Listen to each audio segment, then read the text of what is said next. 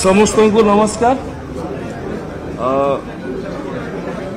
जुक्त 3 admission रे जो पिला माननकु प्रथम पर्याय रे सुजोग दिया जायतिला सेथि मध्यरु केतेक पिला एडमिशन करिथिले एवं केतेक पिला एडमिशन करि नथिले।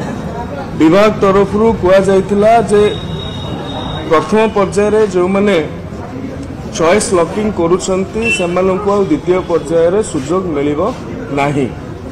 एहाकु मध्य फॉर्म फिलअप करबा पूर्वरु भी निर्देशनामा रे स्थानित करा जायतिला, किंतु जो भली भाव रे जो सान सान पिला माने अछंती केतेक जानिथिले केतेक भी जानि पारि नथिले।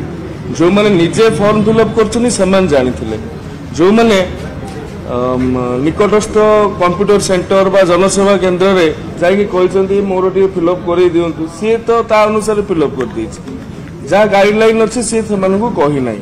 तेणु पिला मन में रही जाइथिला जे जदि भी प्रथम पर्याय सी जो कॉलेज चाहूँगी से न पढ़ी पारे द्वितीय पर्याय पढ़ी पारे, किंतु विभाग ये बंद करथिला जे एडमिशन प्रोसेसटा आगे बहुत लंबा हो जाऊँ कम करने आमर वर्षर 4-5 मास एडमिशन रे न जाऊ से छात्र छात्री मानू आगुरी जन जेहेतु नुआ कर नियम गुड़िक लागू होउछि एवं छात्र छात्री माने से कथा को जानी पारि नथिले, सचेतनतार भी अभाव रही। तेणुक माननीय मुख्यमंत्री महोदय सहित आम परामर्श कलु से तांकर सहृदय पणिया को देखैकी एवं छात्र छात्री माने बहु संख्या रे उच्च शिक्षा विभागीय अधिकारी एवं मो सहित एपरिक माननीय मुख्यमंत्री कार्यालय सहित बहु मात्रा रे संपर्क करथिले एवं अनुरोध भी करथिले। तांको अभिभावक माने भी अनुरोध करथिले। ए कथा को सरकार टाली दे पारि नाहंती, ए अनुरोध को अग्राह्य करि दे पारिले नाही। छात्र छात्री मानकर हित दृष्टि विभाग जो निष्पत्ति नैथिला ताहाकु संशोधन करिकी जो माने प्रथम पर्याय रे चयन करिथिले सेमानकु आउ थरे द्वितीय पर्याय पाई मध्य सुजोग गतकाली ठू दिया सरिछि। विभाग ट्वीट करिकी ए संपर्क रे जणै सरिछि। आज पिला माने आसिकी एठी माननीय मुख्यमंत्री को तांकर धन्यवाद जणैछंती एवं आपण मानक माध्यम रे मु अन्य पिला मानक अन्य छात्र छात्री मानक अभिभावक मानक कहवा को चाहूँगी जो माने भी इच्छुक थिले एवं करि पारु नथुले सरकार सेतिपई तांकर वेबसाइट को आउथरे खोली सारिछंती। ये पिला मानकर भविष्य निर्धारण करिबारे सहायक हेबो बोली आमे विचार करू। धन्यवाद।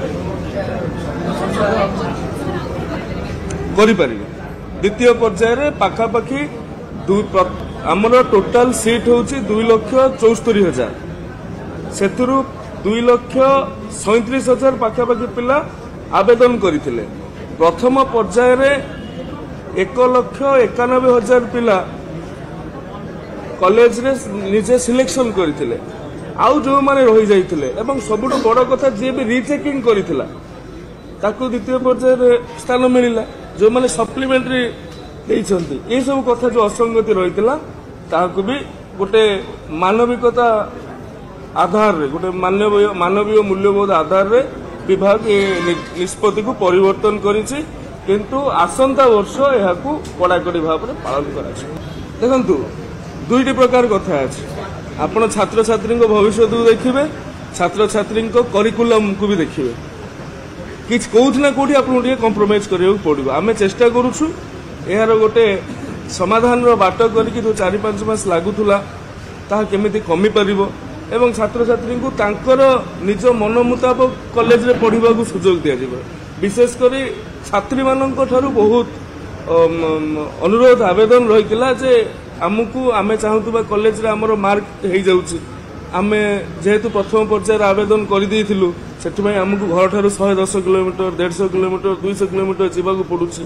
तो मु कहली गोटे मानविकता दृष्टिकोण आधार करा जायछि एवं पूर्व ए संपर्कित निर्देश उच्च शिक्षा विभाग देइथिले, किंतु जेहेतु सचेतनतार अभाव अछि पिला माने निजे फॉर्म फिलअप करि नांती ए वर्ष ए कथा को समस्ते प्राय जानीगले आसंता वर्ष को असंगति रहिबो नाही बोली मु आशा करी जो पिला माने भी पढ़े द्वितीय वर्ष तुम हो से भी जनइबे।